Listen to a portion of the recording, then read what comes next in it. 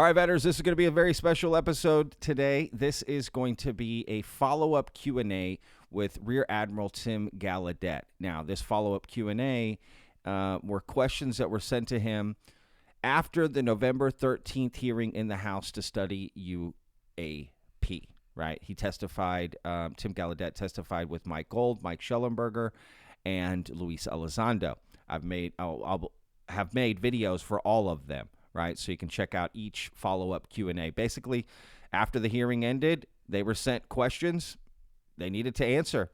So they all wrote back letters, and each video will cover each one of those people. So this one is going to be Tim Gallaudet. So let's get to it.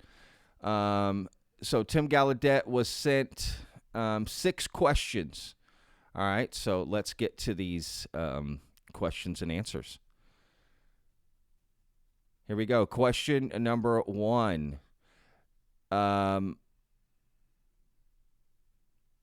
see if I can do it. Okay. Question number 1. Does any branch of the United States government or defense contractors, aerospace and otherwise, possess technology derived from a non-human source? Answer. Right here says, I have seen no direct evidence that any branch of the United States government or defense contractors, aerospace and otherwise, possess technology derived from a non-human source. That's interesting. However, I am in contact with credible former U.S. government officials who have indicated to me that such evidence exists. Some of them wish to remain anonymous. Some have gone public with this information, and 2 have testified about this before Congress. So that's interesting. Tim Gallaudet is saying he has seen no evidence that the U.S. possesses non-human technology, but he's been told by people he deems credible that evidence exists. So basically, he got the trust me, bro. Right? This is legit going on. I know you haven't seen anything, Tim, but there's stuff going on. Well, I appreciate Tim's honesty here in that answer, to be honest. All right. So number 2. Does any branch of the United States military or defense contractors employ exotic materials of non-human or non-terrestrial origin in any application, including aircraft and watercraft? Answer, which you may already guess here. I have seen no evidence of that, I think is what he meant, and have no knowledge about any branch of the United States military or defense contractors employing exotic materials of non-human or non-terrestrial origin in any application, including aircraft and watercraft. Right? So he's seen no evidence, and he has no knowledge about it either, which is interesting. All right, these are interesting answers from Tim Gallaudet here. All right, number 3. Has the United States government or defense contractors made new breakthroughs in physics that are currently undisclosed to the general public, including at the university level? Answer. I have seen no evidence.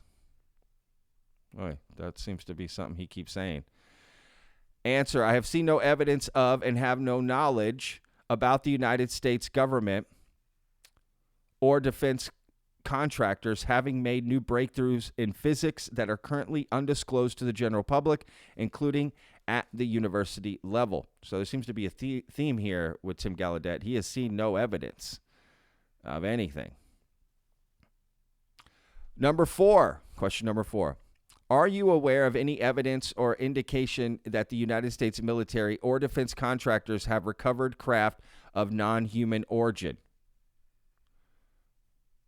Answer, but you can already tell. I have seen no direct evidence that the United States military or defense contractors have recovered craft of non-human origin. However, I am in contact with credible former U.S. government officials who have indicated to me that such evidence exists. We've seen that answer before. Some of them wish to remain anonymous. Some have gone public with this information, and 2 have testified about this before Congress. That's literally copy and pasted answer from the other one. So that's interesting. And it says, A, if yes, were there non-human entities associated with these craft? B, if yes, were there non-human entities recovered alive? Interesting. So no answer there because he has seen no direct evidence. All right, question number 5. Is it possible that UAPs are extra-dimensional rather than extraterrestrial? What I mean by that is it possible that UAPs might not fit the traditional narrative of aliens from another planet, but it could instead be entities from other dimensions? Great question. Answer. I do not have sufficient understanding of physics to confirm or refute the possibility that UAPs are extra-dimensional rather than extraterrestrial. Number 6.